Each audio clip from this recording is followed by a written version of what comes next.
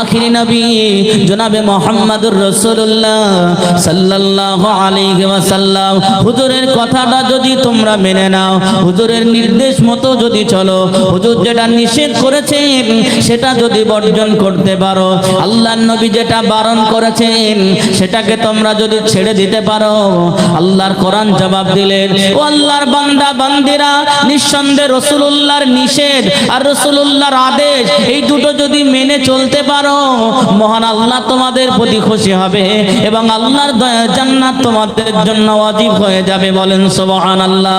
আর একটু জোরে বলে। তাহলে রাসূলুল্লাহর কথা আমাদের মানা দরকার আছে না নাই? রাসূলুল্লাহর কথা মানতে হবে। কে বলেছে? আল্লাহর কোরআন নিজেই বলে দিয়েছে, তোমরা রাসূলুল্লাহর কথা মেনে নেবে তো আল্লাহ তোমাদের প্রতি খুশি হয়ে যাবে, আর রাসূলুল্লাহ যেটা নিষেধ করেছে সেটা তোমরা ছেড়ে দেবে তো আল্লাহর জান্নাত তোমাদের জন্য ওয়াজিব হয়ে যাবে। বলেন সুবহানাল্লাহ। সেই নবীর একজন সাহাবা হযরত ওমর রাদিয়াল্লাহু আনহু, তার বিচার দেখেন, তিনি তো কোরআনের একজন বিচারক, তিনি তো একজন রাষ্ট্র শাসক ছিলেন, তিনি একজন খলিফা ছিলেন, তিনি একজন মন্ত্রী ছিলেন। হযরত ওমর রাদিয়াল্লাহু তাআলা আনহু তিনি রাসূলুল্লাহর সাহাবী ছিলেন, কোরআনের একজন ছাত্র ছিলেন।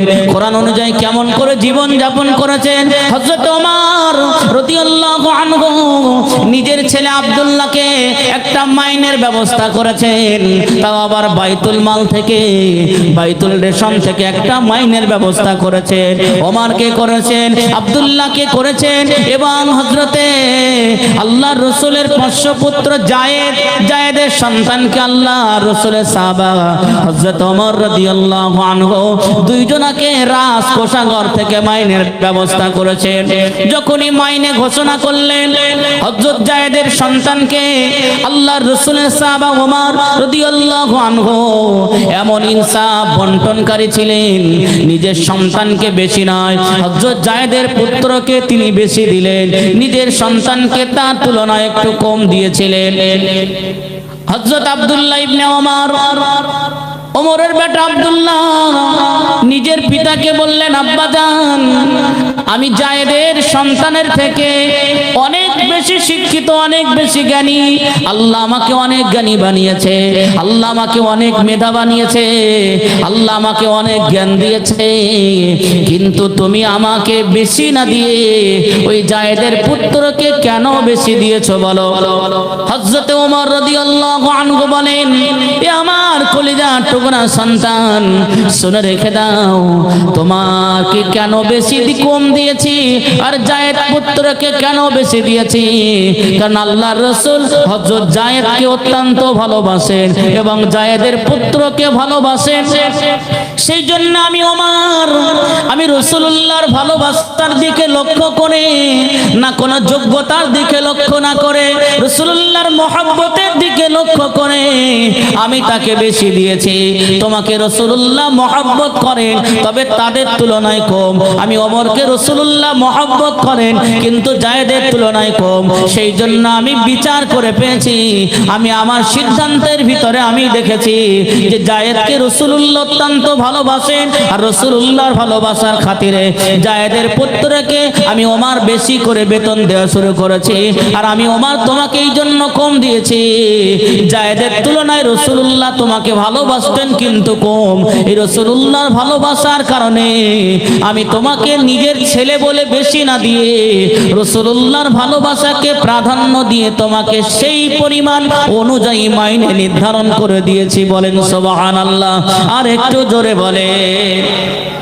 আর আমাদের দেশের নেতারা অন্য বাড়ি কে খিলো, কে কি খেলো আর না খেলো দেখার দরকার নাই, নিজের সন্তানদের চাকরি দেই, নিজের আত্মীয় স্বজনদের দেই, অন্য কাউকে দিয়ে দেই, কিন্তু যাদের আসলে প্রয়োজন আছে তাদের দিকে লক্ষ্য করি না।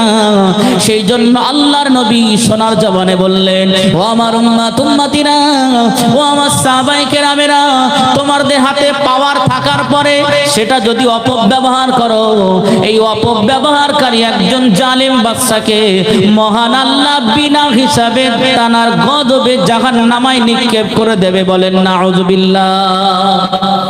আপনার ক্ষমতা আছে, আপনি চাইলে আপনার পাড়ার একজন সুশিক্ষিত একটা গরিব পরিবারের চাকরি দিতে পারতেন। আপনি কি করলেন? তার থেকে লো বাজেটের যে ভালো পড়াশোনা করেনি, শুধু আপনার আত্মীয় বলে আপনি চাকরি দিয়েছেন। অর্থাৎ আপনি এই ক্ষমতার অপব্যবহার করার কারণে সেদিন আপনাকে জাহান্নামে যাওয়া লাগবে, জান্নাতে নয়। আল্লাহর রাসূলের সাহাবী ওমর সেটা শিখিয়েছেন যে তুমি আমার ছেলে বলে তোমাকে বেশি দেব এটা নয়, রাসূলুল্লাহ যাকে ভালোবেসেছিল আমি তাকেই বেশি দিয়েছি। বলেন না সুবহানাল্লাহ। তারা ক্ষমতার অপব্যবহার করেনি, তারা ক্ষমতাকে পেয়ে ক্ষমতার মতন তার ব্যবহার করেছে, তারা ন্যায় প্রতিষ্ঠিত করেছে, ন্যায় নিষ্ঠার কাজ করেছে। ওই জন্য মহান আল্লাহ আমাদেরকে বারে বারে সতর্ক করেছে। আমি একটা কোরআনের আয়াত পেশ করেছিলাম, ইন্নামা আমওয়ালুকুম ওয়া আওলাদুকুম ফিতনা। অপরদিকে রাসূলুল্লাহ বলেছেন আদ-দায়ুসু লা ইয়াদখুলুল জান্নাহ, দায়ুস কখনো জান্নাতে যাবে না। আর আল্লাহ আমাদের নিষেধ করেছিলেন ইন্নামা আমওয়ালুকুম, হে আমার বান্দারা তোমাদের মাল, ও আওলাদুকুম, আওলাদ মানে হলো তোমাদের সন্তান, এই দুটোই হলো তোমাদের ফিতনার কারণ, অর্থাৎ জাহান্নামের কারণ। আসুন কোরআন আর হাদিস বাস্তবতায় কি বলছে আর কি করছে আমরা সেটা বোঝার চেষ্টা করুন। মনে করুন এই মেলা দিয়ে মিলাদ দিয়েছেন, মাহফিল দিয়েছেন, এই মাহফিলের উদ্দেশ্যগুলো যে দোকানগুলো বসেছে, এই দোকানগুলো কি আলাদাভাবে বসেছে না মাহফিলের উদ্দেশ্য করেই বসেছে? মাহফিলের উদ্দেশ্যে বসেছে। তাহলে এই দোকান বাজারে আপনার মেয়েটাকে আপনি পাঠিয়েছেন। আল্লাহর কোরআনের আয়াতের দিকে খেয়াল রাখবেন, রাসূলুল্লাহর হাদিসের দিকে। আপনি একজন নামাজি, পরেশগার, আল্লাহওয়ালা, খোদাভীরু, আপনি একজন প্রকৃতিক পক্ষে আল্লাহ প্রেমিক বান্দা। আপনার মেয়ে, আপনার খুব আদরের মেয়ে, খুব মহব্বতের মেয়ে আপনার কাছে আবদার করেছে, আব্বা ওই যে মিলাদে যে মেলাটা বসেছে আমি সেই জায়গায় যাব একটু ফুচকা খেতে। আর আপনিও বারণ করেননি, কেন জানেন? আপনি তাকে অত্যন্ত ভালোবাসেন বলে কিছু বলতে পারেননি। জাস্ট বোঝাচ্ছে আল্লাহর কোরআন আমাদের কেন নিষেধ করেছেন আর আমরা সেদিকে কেন যাচ্ছি, অথচ আল্লাহ